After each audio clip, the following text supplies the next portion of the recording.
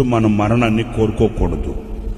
దేవుడు నిర్ణయించిన దినములన్నీ సంపూర్తి చేసుకొని ఇక్కడి నుంచి మనం వెళ్ళాలి. ఎప్పుడు మనం చావాలని కానీ, మరి ముఖ్యంగా అమ్మా నా తల్లులారు మీకే నోట్లో నాలుక మీదే ఉంటుంది ఆ మాట. పప్పులో ఉప్పు ఎక్కువైనా నన్ను చంపేయండి, నన్ను చంపేయండి, నన్ను చంపేయండి, నేను బతకలేదు, చేస్తానే.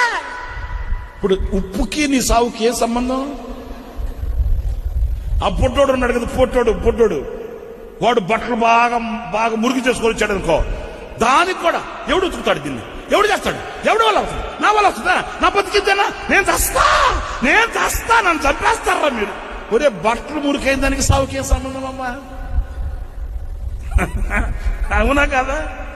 చాక్లెట్ తింటా ఉన్నాడంట, సొక్క మీద పడిందంట.